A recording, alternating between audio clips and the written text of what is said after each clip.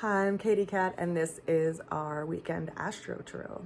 Now, before I jump into the cards for the weekend, I just wanted to mention an idea I've been toying around with in my mind, which is offering an extended reading for the Astro Tarot, in which I will go through each of the rising signs and people will be able to see how these energies are showing up in their natal chart and ultimately how they'd be influencing them, irregardless of me giving this general reading. Now, keep in mind that when I'm offering my Astro Tarot readings, I'm talking about a lot of the astrological transits that are happening, that are showing up in the reading for that day or for that week. So those transits do influence all of us, regardless of your zodiac sign, but how they're going to influence you by way of the area of your life is going to be more telling if you know what your natal chart looks like.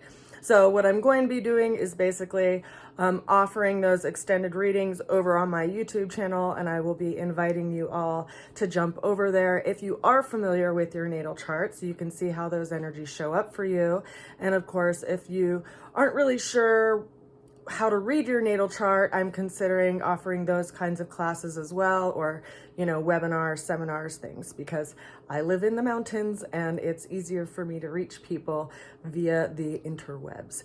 Now, let's jump into the tarot that has shown up for today, because there definitely is a transit that is being pointed to by way of the cards on the table. We have the opening card of the day, the Three of Wands. So we are setting out on some kind of journey or new beginning that really is supported by the universe. Keep in mind that all of the planets just went direct within the last week and a half or so. We had at the very beginning of the year, we had Mercury, Mars, and Uranus all in retrograde.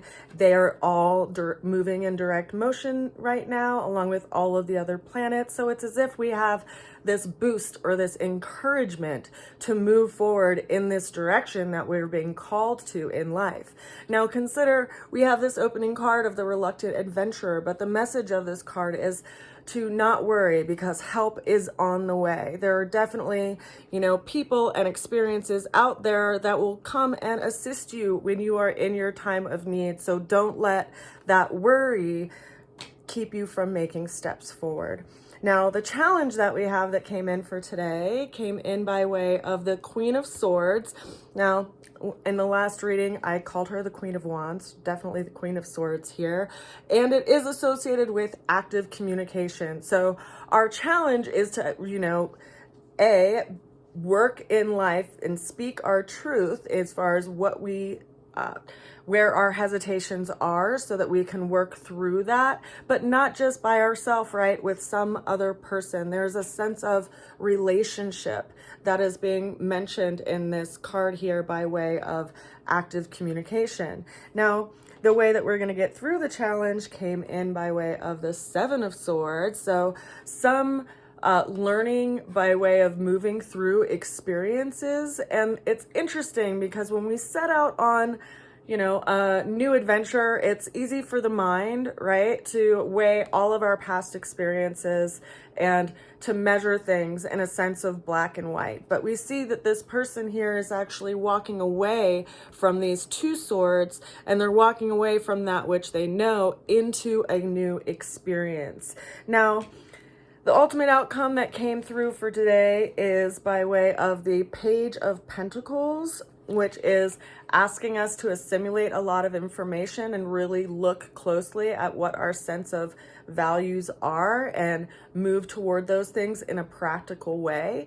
Also to create some kind of routine or have some kind of discipline to move into that direction, because the Page of Pentacles is associated with the sign of Virgo. It's a mutable earth sign, and that sign is all about our day-to-day affairs, our day-to-day activities, our routines.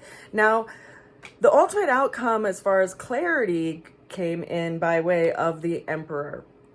And this is actually really telling for the energies that came in on the table today. Now, I did mention before that Mars had been retrograde, Uranus had been retrograde, and Mercury had been retrograde. And there's some also some interesting relationships going on by way of the astrological map, because keep in mind that Aries, which governs the Emperor here, is governed by Mars. Mars just started going direct in the sign of Gemini, and over in Aries right now, we have Chiron, we have Jupiter, and we have the moon. So when we consider, you know, Gemini as far as a sign, as far as a placement, it's about how we see things and seeing things in two different ways, and, you know, having two sides of our nature even in a lot of ways. But keep in mind that Gemini also is governed by Mercury. Mercury is over in Capricorn right now, which is a sense of direction in our life path. And I really feel that having Mercury in that place is giving us a lot of insight and a lot of perspective as far as the direction that we need to go, because we have Mars, which is over in the sign of Gemini, which Mercury rules. Now, when we consider what's going on in Aries, we have Chiron right now, we also have Jupiter, and then we also have the moon.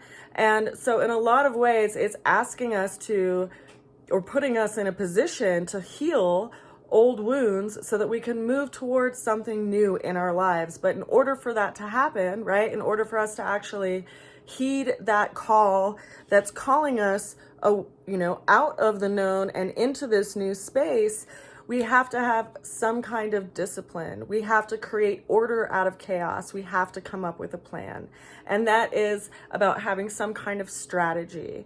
So if there is something that you have a goal to achieve or accomplish this year, I do encourage you to have some kind of strategy that you put in place. And that may be just, you know, a couple of hours that you dedicate each week to doing this thing, or, you know, maybe a half hour each day, depending on what you can budget by way of your time.